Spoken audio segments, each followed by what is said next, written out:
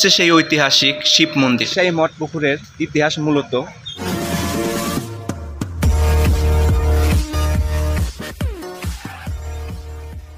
আসসালামু আলাইকুম গাইস, সবাই কেমন আছেন? আশা করি সবাই ভালো আছেন। আজকে আমি আপনাদেরকে এমন একটা জায়গায় নিয়ে যাব, সেটা হচ্ছে রাজশাহী ঐতিহাসিক একটা স্থান মঠ পুকুর, যেটা নাকি বিসিক শিল্পনগরীতে অবস্থিত। সেখানে নাকি অনেক ধরনের ঘটনা ঘটেছে এবং সেখানে নাকি অনেক প্যারানরমাল ঘটনা ঘটেছে আর অনেক পুরাতন নির্দেশনাও পাওয়া গেছে। সেই জায়গাটায় আমি আজকে আপনাদেরকে নিয়ে ঘুরে দেখাবো। সো চলুন, লেটস গো। অবশেষে আমরা চলে আসলাম বিসিক শিল্পনগরীতে। রাজশাহী বিসিক শিল্পনগরী ক্ষুদ্র ও কুটির শিল্প বিকাশের জন্য একটি গুরুত্বপূর্ণ প্রতিষ্ঠান, যেখানে মোট 204টি শিল্প প্রতিষ্ঠান রয়েছে এবং অনেক শিল্প প্রতিষ্ঠান ওষুধ ও নিত্য প্রয়োজনীয় পণ্য উৎপাদন করছে এই বিসিক নগরীতে। এটি হচ্ছে সেই ঐতিহাসিক শিব মন্দির, যেটা বিসিক শিল্পনগরীতে মঠ পুকুরের পাশে অবস্থিত। গাইস, ফাইনালি চলে আসলাম আমরা সেই ঐতিহাসিক মঠ পুকুরে। এই মঠ পুকুরে অনেক প্রাচীন নিদর্শন পাওয়া গেছে। এটাই সেই ঐতিহাসিক মঠ পুকুর।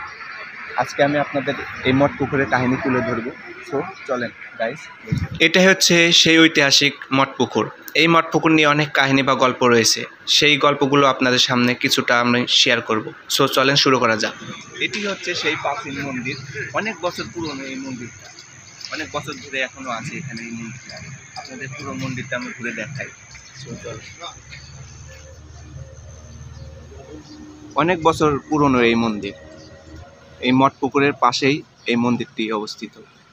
দেখেন গাইস, এখানে এটা আবার সপুরা সিল ওষুধ কোম্পানি, আর এটা সেই প্রাচীন মন্দির, অনেক বছর ধরে এখনো আছে। দেখেন কত সুন্দর, সেটা এখনো ব্যবহৃত হয়।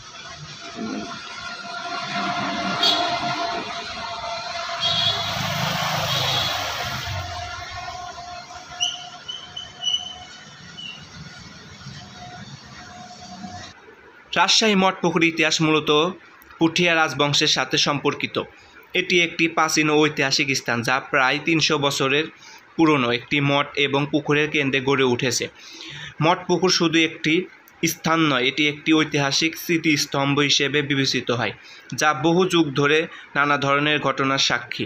এটি পুঠিয়া ইতিহাসের সাথেও গভীরভাবে জড়িত। রাজশাহী মঠ পুকুরের ইতিহাস মূলত প্রাচীন নিদর্শন। এই মঠ পুকুরে নাকি অনেক প্রাচীন নিদর্শন পাওয়া গেছে। এই মঠ পুকুরে দুটা কিশোর গোসল করতে গিয়ে এখানে নাকি নন্দী কালো পাথর পেয়েছিল অনেক বছর আগে। সেটাকে নাকি অনেক বছর পুরনো বলে ধারণা করা হয় এই মঠ পুকুর। এই মঠ পুকুরে অনেক পুরনো নিদর্শনও পাওয়া গেছে এই পুকুরের ভিতরে। সো আপনাদের দেখাই পুরো ভিডিওটা।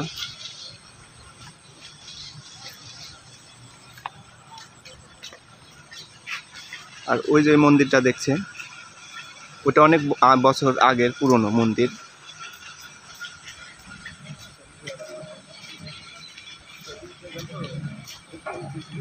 আর রাজশাহী জেলার ভিতরে অনেক প্রাচীন নিদর্শন আছে।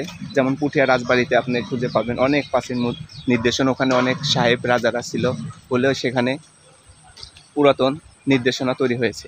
আর রাজশাহীতে এই মঠ পুকুরে এই একটাই প্রাচীন নিদর্শন মন্দির। গাইস, এবার আমরা আসল ঘটনাতে আসি। প্রথমে আপনাদেরকে আমি বলেছিলাম ভিডিওতে যে প্যারানরমাল ঘটনা সাধারণত বোঝায় ভৌতিক কাহিনী।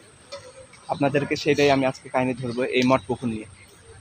এই মঠ পুকুরটা দেখেন আপনি, অনেক বছর আগের পুরনো একটা মঠ পুকুর, কিন্তু এই মঠ পুকুরে অনেক কাহিনী আছে। 2008 সালে এই মঠ পুকুরে দুইটা ছেলে গোসল করতে এসে নন্দী মূর্তি পাথর পেয়েছিল এই মঠ পুকুরে। আর এখানে অনেক প্রাচীন নির্দেশনাও আছে, দেখতে পাচ্ছেন। আমাদের দাদা বা মুরব্বীর মুখে শুনেছি এখানে নাকি অনেক ভৌতিক ঘটনা ঘটেছে। এই পুকুরে নাকি অনেক বাচ্চা মারা গেছে অনেক বছর আগে। এই পুকুরেই অনেক ভৌতিক ঘটনা ঘটেছিল। এই পুকুরটা কিন্তু অনেক প্রাচীন পুকুর। এই পুকুরে নাকি অনেক জিনিসপত্র পাওয়া যেত।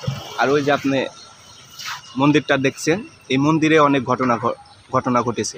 মূলত এই এলাকাটা হিন্দু বসতি এলাকা ছিল। হিন্দু বসতি এলাকার কারণে থাকার কারণে এই মন্দিরটা স্থাপন করা হয়েছে। আপনারা চারিদিকে দেখতে পাচ্ছেন এটা পুরো বিসিক শিল্পনগরী এলাকা। এদিকে প্রচুর কলকারখানা শিল্প রয়েছে। এখানে অনেক বিভিন্ন ধরনের খাদ্য উৎপাদন বা ওই সাইডে দেখতে পাচ্ছেন ওটা একটা ওষুধ কোম্পানি, অনেক বড় একটা ওষুধ কোম্পানি এখানে। বর্তমানে এই পুকুরটি পর্যটক জায়গা হিসেবে ব্যবহৃত হচ্ছে। সন্ধ্যা বা বিকেল হলে অনেক মানুষ আসে এই পুকুরে ঘুরতে। গাইস, ভিডিওটা এখানে শেষ করছি। আমার ভিডিওটা যদি ভালো লেগে থাকে তাহলে সবাই আমার চ্যানেলটা সাবস্ক্রাইব করবেন, আর নতুন ভিডিও পেতে হলে বেল আইকনে ক্লিক করে রাখবেন যেন আমার নতুন ভিডিও পান। সবাই ভালো থাকবেন, সুস্থ থাকবেন। ধন্যবাদ।